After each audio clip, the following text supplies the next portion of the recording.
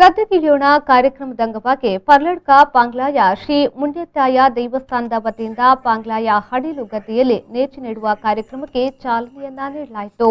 ಕಾರ್ಯಕ್ರಮವನ್ನು ಶಾಸಕ ಸಂಜೀವ ಮಠಂದೂರು ಅವರು ದೀಪ ಬೆಳಗಿಸಿ ಉದ್ಘಾಟಿಸಿದರು.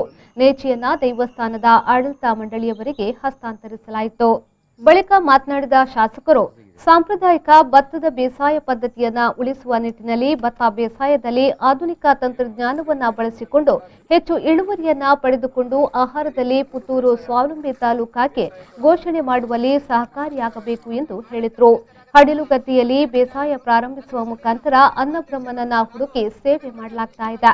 ಭಾವನಾತ್ಮಕ, ಧಾರ್ಮಿಕ ಹಾಗೂ ಸಾಮಾಜಿಕವಾಗಿ ಬೇಸಾಯವನ್ನ ನಡೆಸಿಕೊಂಡು ಭತ್ತದ ಬೆಳೆಗೆ ಪ್ರೋತ್ಸಾಹ ನೀಡಲಾಗ್ತಿದೆ. ಯುವ ಜನತೆ ಹೆಚ್ಚಾಗಿ ಸಾಂಪ್ರದಾಯಿಕ ಬೇಸಾಯದಲ್ಲಿ ತೊಡಗಿಸಿಕೊಳ್ಳುವ ಮೂಲಕ ತುಳುನಾಡಿನ ಪರಂಪರೆಯನ್ನ ಉಳಿಸಬೇಕು ಎಂದು ಹೇಳಿದರು.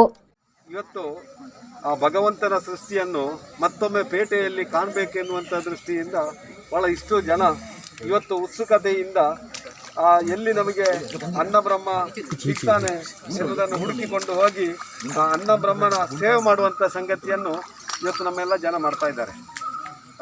ಪುತ್ತೂರಿನಲ್ಲಿ ವಿಶೇಷವಾಗಿ ಇವತ್ತು ಈ ಭತ್ತದ ಬೆಳೆಗೆ ಇವತ್ತು ಪ್ರೋತ್ಸಾಹ ಕೊಡೋ ದಿಸೆಯಿಂದ ನಮ್ಮ ರಾಜ್ಯದ ಉಸ್ತುವಾರಿ ಸಚಿವರು, ಧಾರ್ಮಿಕ ದತ್ತಿ ಸಚಿವರಂಥ ಶ್ರೀನಿವಾಸ ಪೂಜಾರಿಯವರ ಆ ಒಂದು ಅಪೇಕ್ಷೆ ಮೇರೆಗೆ ಇವತ್ತು ಜನ ನಮ್ಮ ಪಾಲು ಬಿದ್ದ ಗದ್ದೆಯಲ್ಲಿ ಮತ್ತೊಮ್ಮೆ ಭತ್ತವನ್ನು ಬೆಳೆಸುವ ಮುಖಾಂತರ ಭಾವನಾತ್ಮಕವಾಗಿ, ಧಾರ್ಮಿಕವಾಗಿ, ಇನ್ನು ಸಾಮಾಜಿಕವಾಗಿ ಕೂಡ ನಾವು ಒಂದಷ್ಟು ನಮ್ಮಲ್ಲಿ ಆ ಪಾರಂಪರಿಕ ಪದ್ಧತಿಯೊಂದಿಗೆ ಇವತ್ತು ಬೇಸಾಯವನ್ನು ಮಾಡಬೇಕು.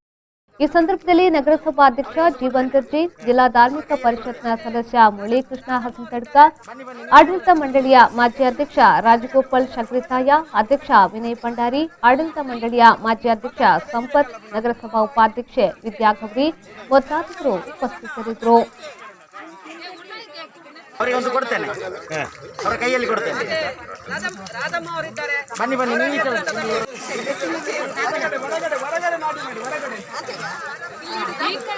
ಮತ್ತೆ ಅಗ್ಗ ತೆಗಿಬೇಕಲ್ಲ ಪುನಃ.